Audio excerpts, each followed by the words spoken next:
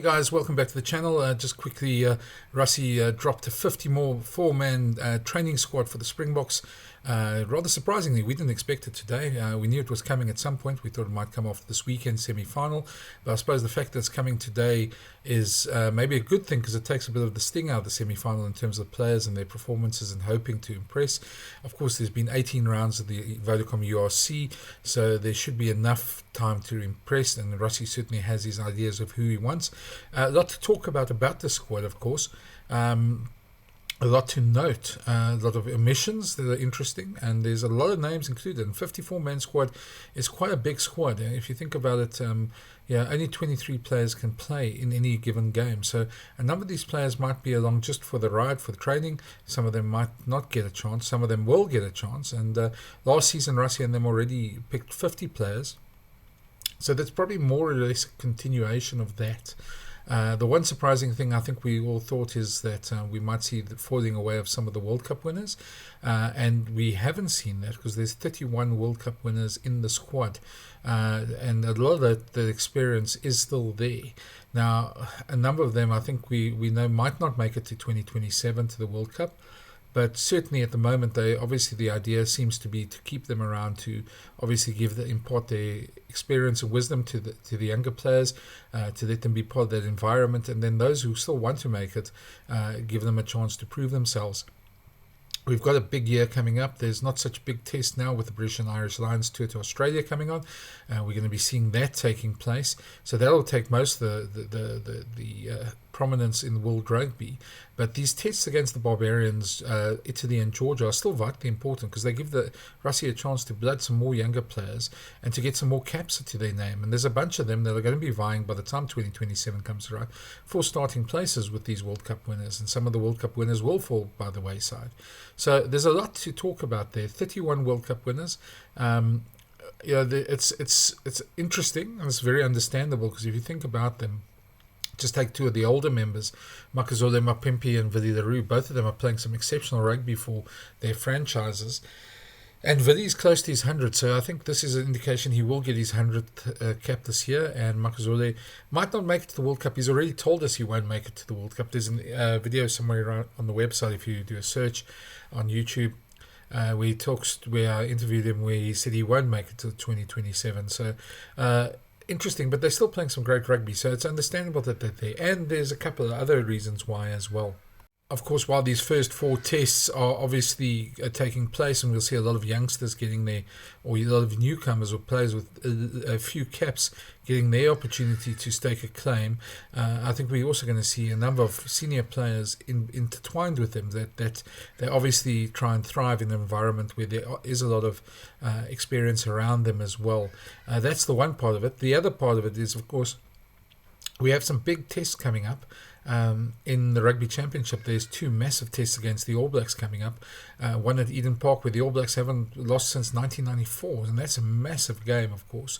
And there'll be a lot of talk around those games. And there I can see the Boks picking, obviously, their strongest sides, that one. And to have them together and to train, having 54 players gives you the opportunity to interchange players, to play more than 2 squads, 2 starting lineups. You can have 3, and you can, in each of your training sessions, you can set goals. And knowing Rassie, how he's worked over the last 6 years, those players will already know by the time they get into the end of the first week of the camp, or once everyone's together, of exactly where they will be playing, injuries permitting and obviously performances permitting.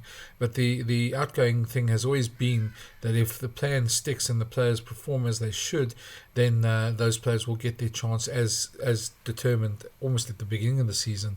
Obviously things can change, but for the most part the Boks have been extremely consistent on this, and they, even with these younger players, they'll put up a very strong side going into these test matches. Let's go into the squad first, because a lot of the times I know some people in the comments say that we should first give the squad. So for those who haven't read it or haven't missed it, can go through it. They obviously put out the squad in the press release alphabetically. I've broken it down into positions, still alphabetically, so there's no preferences here, but they are in positions where you can maybe get to think about the choices a bit better. So let's go through that, and then I'll give some thoughts on the squad at the end as well. Starting at the props, just having a look at the props over here that we've chosen. Very consistent in from the national alignment camps.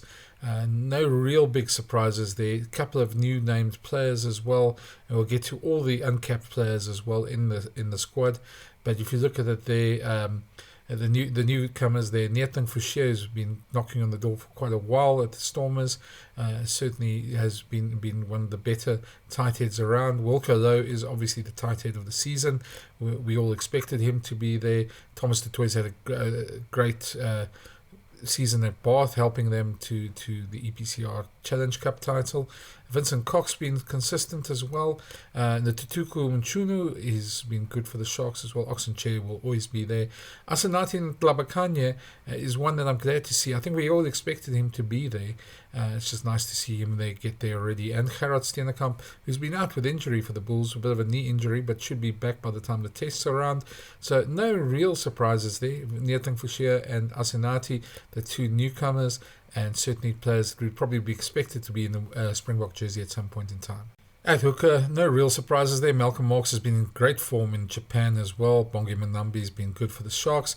Minus van der Merwe is the bolter for this one. He's had the URC season, as I said, certainly done well with the Scarlets as well. And Jan-Hendrik Wessels has come along leaps and bounds since he got picked for the Boks last season, and certainly has won the finer seasons for the Vodacom Bulls this year, and certainly deserves his place as well. But interesting, no place for a guy like Johan Grobler. I suppose the other player that will come into mind is Andre Higofenta, who was a one-cap Bok from against Portugal last year. Also somebody we expected should be there, or could be there, but certainly a player for the future as well. Looking at the second row, the locks, a lot of locks chosen, a lot of familiar faces there, a lot of players who've been involved with the Springboks for a long time, and certainly goes quite deep into the depth of the Springboks in the second row as well. Kobus Visser, the newcomer there, the uncapped player, certainly deserves his place. He's been the find of the season for the Bulls. Certainly the signing that's made the most difference in the local URC franchises for me, and a player who certainly brings a lot of bulk, and he's to me, I think he'd probably be the number 2-4 lock. Maybe a bit of Salman Marat just on form at the moment. But Salman Marat has been consistent, captain the Springboks in the smaller tests last year. Lut de Jager is back from injury. He wasn't involved at all last year. Franco Mostert, Eben Etzebeth, both there quite often. Jean Klein has had a great season for Munster, and while he hasn't always been involved, he certainly is a World Cup winner, and he's certainly got a lot of experience that the Boks can use. Rowan Nokia has been playing flank for the Bulls as well, and gives Rassie another option there, which is interesting as well. But he certainly stepped up last season when all the injuries were about, and played, I think, 6 tests in total, and wants to kick on this year. Certainly one of the rated players in the Springbok setup. Ergir Snyman is there. He's just a freak of nature and just such an athlete. He'll always be there. So a good bunch of locks there. Loads of depth in the second row, and you could see any combination of these fronting up on any single day for the Springboks. And the position that seems to always have so many players around is also got a couple of interesting newcomers as well. Okay, let's get through it. The interesting ones to me are most definitely the newcomers Renzo du Plessis and Vincent Chituka. Both of them deserve their spots. Renzo du Plessis is a very interesting one because he hasn't played always for the Lions. He struggled to get a starting role, had a sensational Currie Cup campaign, and certainly burst on the scene and really sort of made an impact. But with JC Pretorius there and Jared Cairns and a couple of the other players around the Lions, Ruan Fenter, he's one of the Omissions, the one cap Bok as well. He sort of forced his way in there, and Rassie's tweeted about him before, so you got the idea he really likes what he sees there. Jean Augustus has had a great season with Northampton Saints, certainly one of their players, in getting to the final of the Investec Champions Cup. And then you look across there and you see there's a lot of other. Vincent Chituka is now qualified, can qualify for the Springboks. Didn't have a passport before, and so he's come straight into the squad. Also a highly rated player, has played well at lock, despite not being the tallest guy, has played at lock, but he's certainly a player that gives his all along. And then you look at the rest of them, there's a lot of World Cup winners there. Peter Steph de Toy, Sia Khaleesi, Kwagga Smith, Marco van Stal and Jasper Wiese, all expected to be there. Cameron Honeycomb is the next-gen player for the URC this season. Certainly one of the players that we expect to be there and be challenging hard for a starting spot at number 8. And then Jean-Luc Dupré, who's in all the squads but never quite gets into the starting lineup. Good to see him still being included there. Certainly a versatile player that can play both lock and flank, and has been playing well for Sale Sharks over the last season. Quick look at the scrum halves. No real surprises here. Pretty much the only real talking point is that Faf de Klerk is back. He missed a large portion of last season with injury and then was left out as well. But yeah, I think the same scrum halves that we had last season are all there. Grant Williams, Morne van der Berg, Kobus Reinach and Jaden Hendrickse. So no real talking points there. Just looking at the 10s there, no real surprises either. The 4 flavs that have been used over the last season as well. Andre Pollard, obviously the incumbent, probably play all the big games. But Sasha Feinberg and Ngomazulu is obviously looking to kick on as in that role at 10 to give himself some more tests as well. Jordan Hendricks is a good outside. His versatility gives him a chance on the outside there. And Mani the BOK. And the nice thing about this is the BOKs have now got a flow for each type of game plan they want to play. Certainly they can use a horses for courses approach and certainly select the flow that they feel that's going to best suit them against the opposition. So this is going to be interesting to watch who actually gets the starting lineup there, and there might be a surprise or two during the season here. Midfielders, yeah, also no real surprises as well. Ethan Hooker, the one coming in, that has certainly had a great season for the Sharks as well. Andre Esthuizen's been exceptional for the Sharks as well. The other 3 are all World Cup winners. Andre Esthuizen's also a World Cup winner, but the other 3 are all double World Cup winners. And yeah, certainly a lot of experience there. Maybe would have liked to see somebody like Lorenzo Julius come in, but sure, he's the guy for the future. Henko van Wyk's the other one that's probably missed out there as well, if you can look to a youngster to come in as well. Wingers, well, there's a lot of experience here, and one very interesting name there as well. Of course, you're looking at Ntokozo Makaza, who's been great in the Varsity Cup player of the season. Hasn't played professional rugby. He's going to the Cheetahs now for the Currie Cup, so it'll be interesting to see how he fits in here. It is amazing that a player that hasn't played professional rugby can be in the Springbok squad, but I think we must also remember this is a squad of 54, so we wait to hear what Rassie says, if he actually has got a chance of making the starting lineup. But I think, there's so much talent there that he's going to find it's tough to get a starting spot. There's obviously something that Rassie does see in him, and it's just it's great to know that the player can come from nowhere and make it there as well. But my sense is you probably see him being around with the BOK squad, learning and getting some time with them, but probably not getting a test. I'd be surprised if he does. But certainly his name there is certainly a talking point, and it's something a lot of people concentrate on, and it'll be interesting to hear the explanation. Other than that, Edwin van der Merwe, who missed most of the season with injury last year, Kanan Moody, Ches and Colby and Kurt Lee Arons are all obviously standard Springbok selections there. Nothing exceptional there. Fullbacks, no real surprises either. Willie Leroux will come close to his 100th game. Damien Willemse will always be there. Apelele Fassi, they'll be fighting it out for whoever the next 15 is after Willie. And Kieran Horn, who's had a great season for the Lions as well, certainly deserves to be there. And hopefully we'll get some good game time as well. Getting to some of the names that were at the alignment camps but missed out. Ethan Bester is one for the future. He'll probably come in another time. I don't think anybody expected him to be there. Pepsi Buthelezi, well, there's a lot of loose forwards and somebody had a miss out. Joseph Dweba as well. Evan Reyes we've spoken about. Andre Hikofenta we've also spoken about. Ruan Fent is an interesting one. He had a couple of injuries this season, but certainly Renzo Du Plessis seems to have taken his place. Johan Grobelaar is another one we spoke about. Selampilo Ngumeni, a bit of a sad one, hasn't got much game time for the Bulls. We're not sure why. Nobody's really explained it ever for us. But certainly somebody who was in the training squad last year and certainly hasn't got his chances this year. And I think it's a bit of a travesty that, unfortunately. I know he's had some injuries, but we haven't heard if he's been out or what the reasons is. Reinhard Ludwig is injured. Akka van der Merwe, certainly a player that's been consistent, but we've seen the direction that Rassie's gone there as well. Jay van Heerden, Lorenzo Julius, both of them players for the future. I'm a bit surprised they're not there, but I think they will be there in the future. They're both certainly players that have got Springbok futures ahead of them. Some other players who were also at the alignment camps that were out, Paul de Vet, I think the scrum halves almost picked themselves. He's one of the unlucky ones. Suleiman Hartzenberg, another one for the future. Henko van Wyk as well. Both of them with a thought might have been there, but certainly should be there in the future. David Krill, well, that's one I think a lot of people keep on asking me, what more does he have to do? I'm not sure. Certainly somebody who's versatile, can play in several positions in the back line, but just seems to be ignored. Somehow we try and find out what exactly he needs to still do, but it could just be that there's just no space for them given the quality of the players they have. Sebastian de Klerk has been good for the Bulls. I think there's a lot of competition at wing though. Embrose Papier, I don't think there's a lot of competition in scrum off, and I think he falls out, although he's been great. And Frankie Horn's been injured as well.